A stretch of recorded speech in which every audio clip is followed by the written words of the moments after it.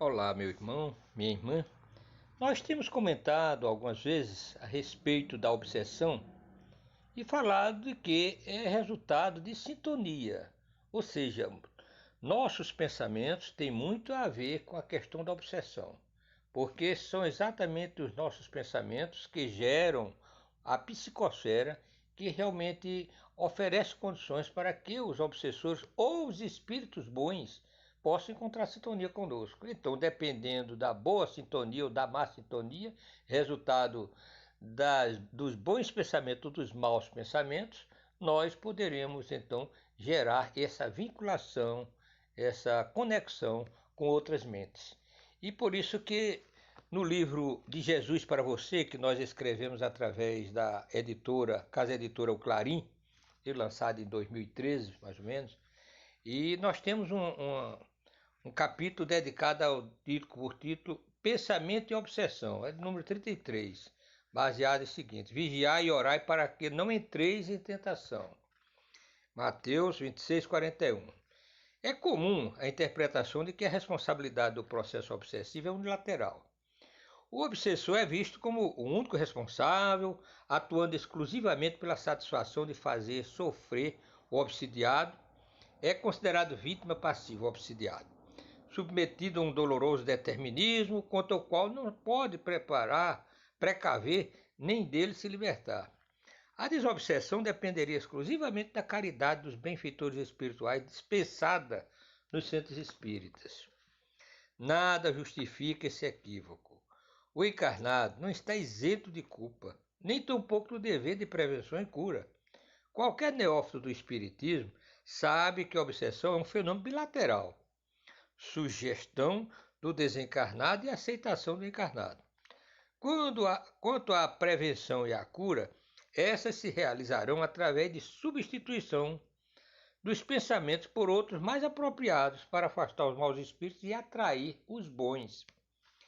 Tal processo obsessivo é resultado da lei de ação e reação que também rege o fenômeno de sintonia mental. O desencarnado é o emissor, caso específico da obsessão de desencarnado sobre encarnado. O encarnado é o receptor, podendo aceitar ou rejeitar a sugestão. Esse mecanismo é semelhante ao da estação de rádio, que emite através de ondas sonoras a sua programação. Para que concretize seu objetivo, é necessário que o receptor se encontre sintonizado na sua frequência. O pensamento é um atributo do espírito, verdade indiscutível. Não importa que esteja encarnado ou desencarnado, através do pensamento dele, ele pode influenciar e ser influenciado, sendo essa influência boa ou má de acordo com a afinidade espiritual de cada um. De forma que podemos afirmar que só existem obsessões porque existem encarnados invigilantes que cultivam as mesmas preferências dos obsessores. Em outras palavras, porque existe a sintonia. Jesus, profundo conhecedor desse fenômeno, advertiu: vigiai e orai para que não entreis em tentação. Estar vigilante é estar atento às elaborações mentais, mantendo o controle para que não seja gerada a sintonia com mentes oportunistas. Não foi vã a advertência do mestre, pois a invigilância dos habitantes do nosso planeta tem transformado a obsessão em um preocupante flagício social. Isso é notório no noticiário apresentado pelos órgãos de divulgação em massa. São repetições quase intermináveis de notícias destacando guerras, as tragédias passionais, a violência contra crianças e idosos. A princípio, essa interação mental pode ser vista como natural e inofensiva para aqueles que desconhecem os sutis mecanismos da obsessão.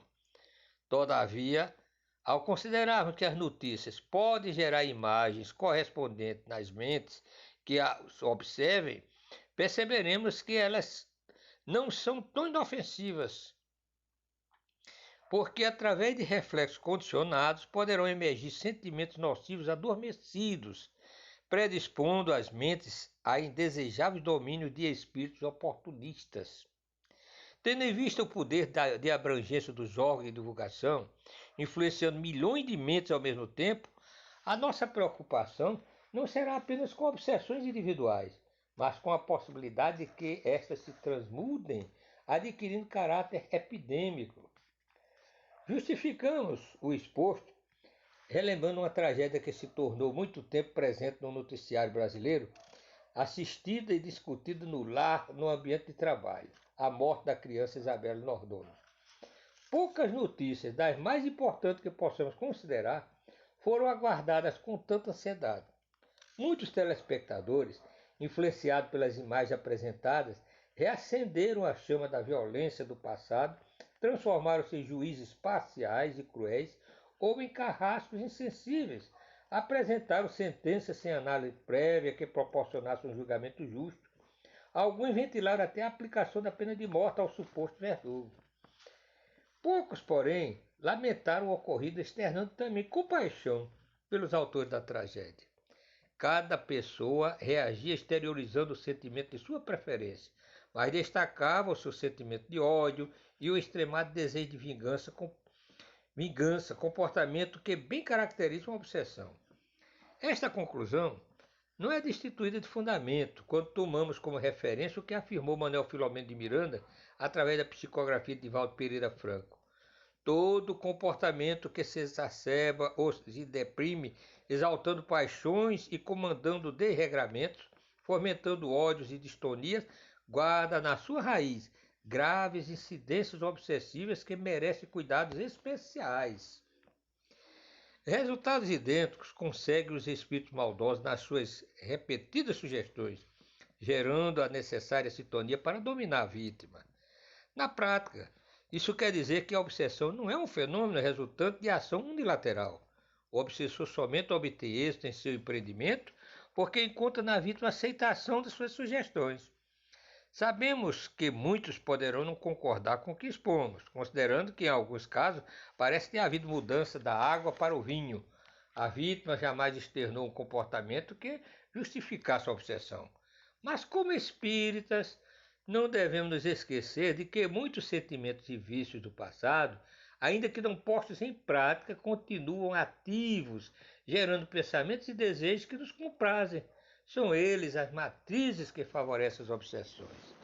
Exatamente aí que nós devemos refletir, porque muitas vezes nós os temos, esses pensamentos, esses desejos, embora que não exteriorizemos, mas criamos a psicosfera, já é suficiente para atrair espíritos obsessores que podem complicar o quadro.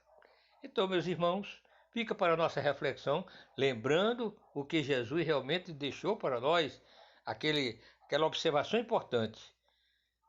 Orai e vigiai para não cair em tentação. Muita paz, que Deus nos abençoe.